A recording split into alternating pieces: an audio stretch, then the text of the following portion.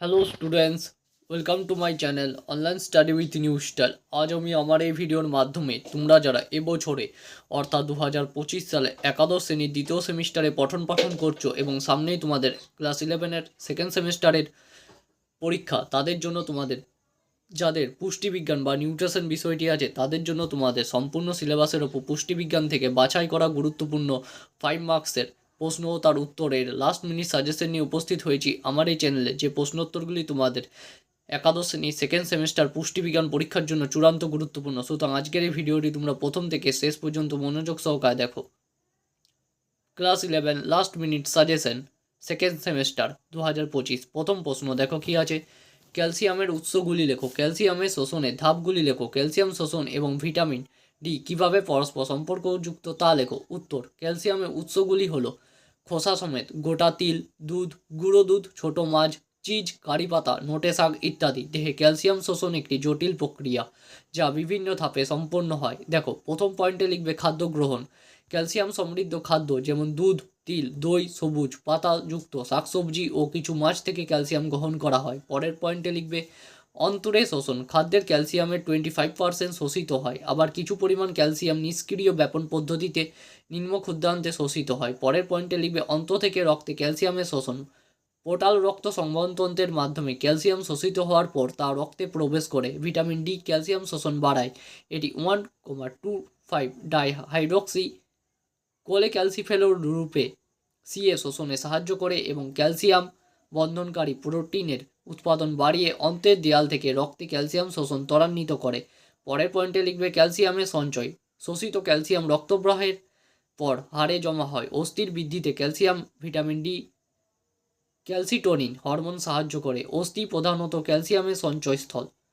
Calcium শোষণ ও vitamin D এর সম্পর্ক। পেশি, রক্তরস, লোহিত রক্তকণিকা ক্যালসিয়াম থাকে। ভিটামিন ডি অন্ত্রে ক্যালসিয়াম ও ফসফরাসের শোষণ বৃদ্ধি করে। অস্থিতে সি এর পূর্ণ বিশোষণ বাড়ায় এবং অস্থিকে খনিজ লবণ পূর্ণ করে। এক কথায় বলতে পারা যায় ভিটামিন ডি ক্যালসিয়াম শোষণকে উন্নত করে। উপরোক্ত আলোচনা থেকে বোঝা যায় ভিটামিন ডি ও ক্যালসিয়াম উভয়ের পরিপূরক।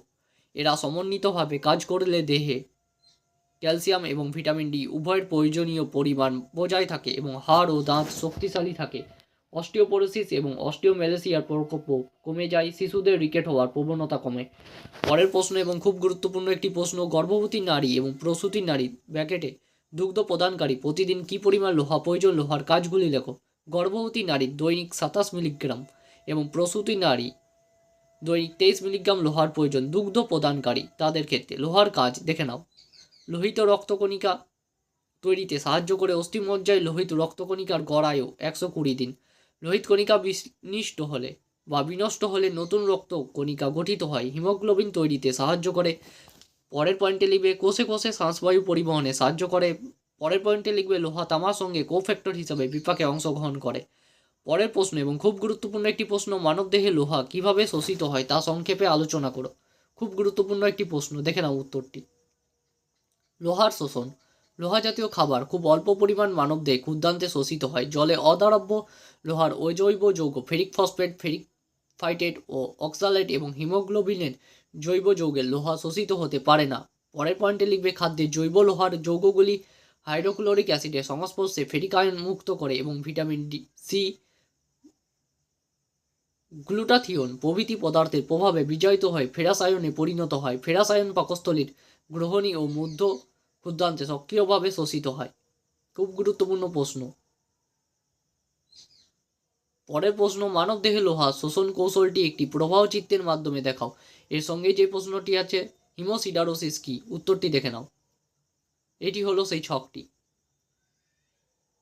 হিমোসিডারোসিস বলতে কি বোঝায়? শিশুর যকৃতে বেশি পরিমাণে লোহা জমলে তাকে হিমোসিডারোসিস বলা হয়। পরের প্রশ্ন, হাইপোনেট্রোমিয়া ও হাইপারনেট্রেমিয়া বলতে কি বোঝো? সোডিয়ামের 3টি কাজ দেখে নাও। রক্তে সোডিয়ামের ঘাটতি হলে যে অবস্থার সৃষ্টি হয় তাকে হাইপোনেট্রোনিয়া বলা হয়। এই লক্ষণগুলি রক্তচাপ কমে যাওয়া, জলের অভাব অর্থাৎ শরীরে ডিহাইড্রেট হয়ে যায়, বারবার বমি হয়। আবার রক্তে সোডিয়ামের আধিক্য ঘটলে যে অবস্থার সৃষ্টি হয় তাকে বলা হয় হাইপারনেট্রোমিয়া। এই লক্ষণগুলি হলো দেখে নাও। সোডিয়ামের 3টি কাজ খুব গুরুত্বপূর্ণ প্রশ্ন। পরের প্রশ্ন, ট্রেস এলিমেন্ট বলতে কি বোঝো? খাদ্য লবণের মধ্যে থাকা একটি মাইক্রো এলিমেন্টের নাম লেখো। সেই খনিজ মৌলের কাজ ও অভাবজনিত ফলাফল আলোচনা করো। খুব গুরুত্বপূর্ণ প্রশ্ন, উত্তরটি দেখে নাও। যে সমস্ত খনিজ লবণ দেহে খুব সামান্য পরিমাণে প্রয়োজন কিন্তু দেহের জন্য অপরিহার্য তাদের ট্রেস এলিমেন্ট বা মাইক্রো এলিমেন্ট বলে। খাদ্য লবণে উপস্থিত মাইক্রো এলিমেন্টের নাম হলো ক্লোরিন। ক্লোরিনের কাজ, এই তিনটি কাজ দিবে তোমরা। খুব গুরুত্বপূর্ণ প্রশ্ন, আজকের ভিডিওতে যে সকল প্রশ্ন উত্তর দেওয়া হচ্ছে সেগুলি ক্লাস 11-এর সেকেন্ড সেমিস্টারে পুষ্টিবিজ্ঞান পরীক্ষার জন্য অতি গুরুত্বপূর্ণ। 5 মার্কসের প্রশ্ন, এখান থেকে প্রশ্ন কমন আসার সম্ভাবনা আছে। ক্যালসিয়ামের জৈব উপলব্ধতা বলতে কি বোঝো? হাইপার ক্যালসেমিয়ার লক্ষণগুলি কি কি দেখে নাও। উত্তর, ক্যালসিয়ামের জৈব উপলব্ধতা বলতে বোঝায় ক্যালসিয়াম জাতীয় খাদ্য গ্রহণের পর কতটা ক্যালসিয়াম কত দ্রুততার সঙ্গে দেহে শোষিত হচ্ছে। দুধ ও দুগ্ধজাত খাদ্য থেকে ক্যালসিয়ামের বেশি পরিমাণে শোষিত হয়। উদ্ভিজ্জ উৎস থেকে যেমন পালং শাকে যথেষ্ট পরিমাণে ক্যালসিয়াম থাকলেও অক্সালেটের উপস্থিতির জন্য দেহে ক্যালসিয়াম কম শোষিত হয়। আবার খালি পেটে ক্যালসিয়াম শোষণ কম হয়, তাই সবসময় ক্যালসিয়াম ট্যাবলেট খাওয়ার পর দেওয়া হয়। হাইপার ক্যালসেমিয়া বলতে কি বুঝো দেখে নাও। রক্তে ক্যালসিয়ামের আধিক্য ঘটলে যে অবস্থা সৃষ্টি হয় তাকে বলা হয় হাইপার ক্যালসেমিয়া। এর লক্ষণগুলি দেখো, এই 4টে লক্ষণ তোমাদের মধ্যে দেখা যায়।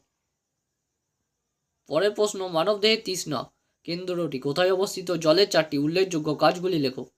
মানবদেহে জলের অথবা প্রশ্ন, মানবদেহে জলের গুরুত্ব বা কাজগুলি লেখো। মানবদেহের তৃষ্ণা কেন্দ্রটি হাইপোথ্যালামাসে অবস্থিত। এখানে একটু টাইপিং মিস্টেক আছে। কাজ,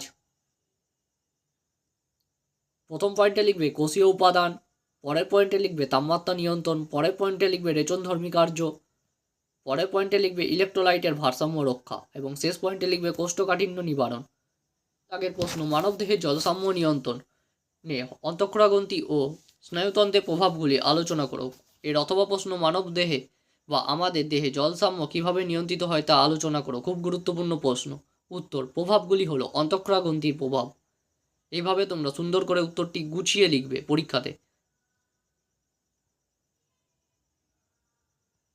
পরের প্রশ্ন এবং শেষ প্রশ্ন আজকের ভিডিওর, জলাভাব বলতে কি বুঝো বা কাকে বলে? জলাভাবের লক্ষণগুলি উল্লেখ করো।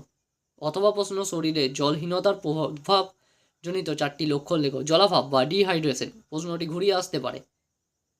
তোমাদের জন্য আজকে পুষ্টিবিজ্ঞানে ক্লাস 11-এর সেকেন্ড সেমিস্টারে গুরুত্বপূর্ণ বাছাই করা 10টি 5 মার্কসের প্রশ্নোত্তর দেওয়া হলো, যেগুলি খুবই গুরুত্বপূর্ণ তোমাদের ফাইনাল পরীক্ষার জন্য। এর আগে বহু ভিডিও আপলোড করা হয়েছে ক্লাস 11-এর সেকেন্ড সেমিস্টার পুষ্টিবিজ্ঞানের। সেই ভিডিওগুলি আমি ভিডিওর এন্ড স্ক্রিনে দিয়ে রেখেছি, ভিডিওর আই বাটনে দিয়ে রেখেছি। অতি অবশ্যই গিয়ে সেই ভিডিওগুলি তোমরা দেখো।